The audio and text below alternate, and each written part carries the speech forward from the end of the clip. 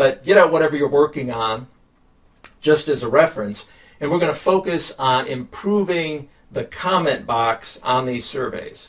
So every survey has to have a comment box, right? If yours doesn't, that's bad, right? Because how do you know why they're saying what they said?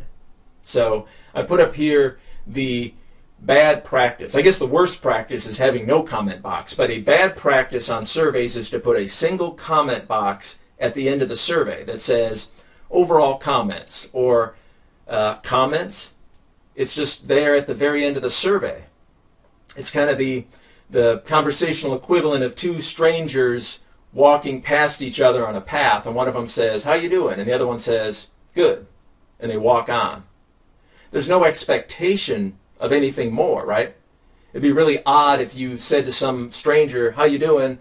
and they stopped and said, "Oh, well, I'm doing pretty good. My back is, feeling better, and my mother just got out of the hospital, and my kids are having trouble with their homework, but we've got it all figured out now." I mean, that would be odd, right? And the same is true of your surveys. When you put a comment box that says, "Please comment," or "overall comments," or "Do you have any more comments?" there's no expectation that you want to know what they have to say. And you should not expect them to give you any meaningful, deep responses. So this is the worst practice. Let's build on this. I've got 5 tips that I've separated into the why, how, when, where, and what categories. So first let's talk about the what, which is the focus. And what you want them to do is narrow it down. If you just ask a comment box, they could comment on anything. Things that you can't change, things that you don't want to change. And then if you don't respond to it, they might get upset. So you want them to focus. So here's a couple of examples. Provide comments on the what, on the technology used. Please comment on what? Your instructor's delivery. It's just a little thing, but you'll be amazed at how much more deeper, meaningful, useful, relevant feedback you get when you give them a focus with the what. But that's not enough. You also need to explain to them how you want them to provide feedback. And we know people aren't always great at giving feedback, right? I mean, if you go to any review site, Amazon, if you go to TripAdvisor, you're planning a vacation, and you look at reviews for a hotel, and somebody gave it 1 star and went off on a rant about the manager. And you discount that, right? You ignore it. Oh, that's not good feedback. But then you find somebody else that gave a very balanced review, and you say, "Oh, that's great feedback. They really covered all the bases, and I'm going to make my decision based on their feedback." So we know not everybody gives great feedback. Principle number 7, which we'll talk about, is training the respondents, and that's a key principle of feedback. Now, for our comment section, we're not going to train. We're just going to throw in a little nugget, kind of some guidance. So here's some examples. Comment on what? The new benefit package. Both positive and constructive comments are useful. There's the how. You want a pro and a con, a good and a bad. Provide specific examples rather than vague statements. Okay, that's how you want the feedback to be written. So now people have a little bit of framework. This is how you want to receive the feedback. And you get tremendously more insightful and useful comments when you add a how. But that's still not enough. It needs to be placed in the right where. If you put the comment box at the end of the survey, not the right place. If you put the comment box, some people put one after every rating. So rate this. Why did you do that? Rate this. Why did you do that? That's too much. That's too many comment boxes.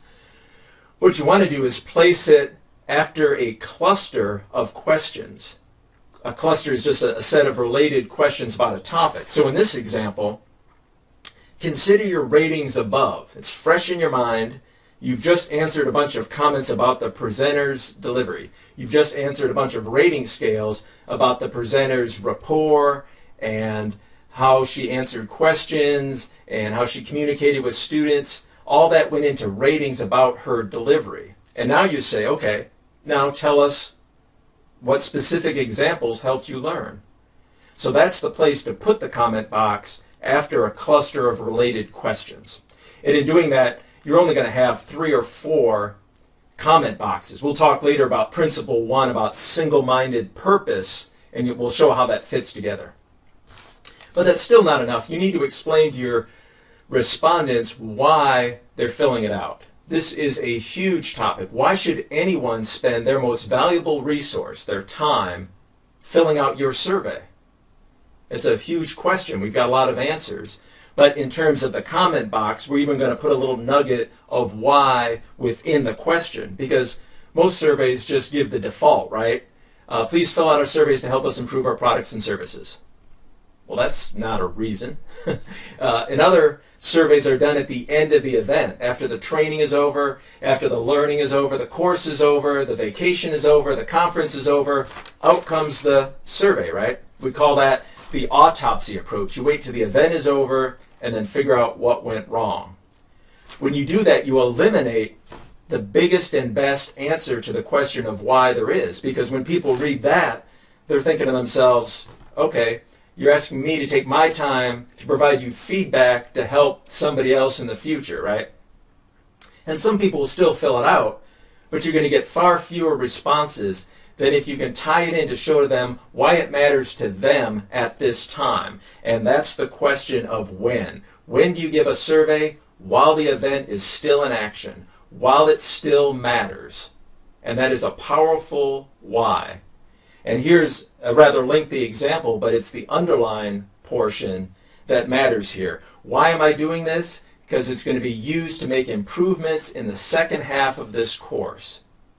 And I've used this technique in surveys of alumni and membership and training courses and distance learning courses where the event is still in session. You're asking for feedback now while the course is still going so that I can see what people are saying and can make some improvements and give you some feedback to your feedback while it still matters.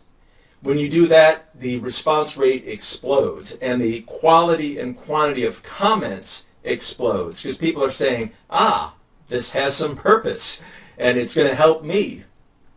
And that's a huge key. So we'll talk much more about all these. I just want to give you a little bit of information to apply immediately to your surveys, but let's compare the two. At the top is the worst practice or bad practice of putting, do you have any comments, and putting that at the end of your survey. When people see that, they think, oh, you don't want to hear from me.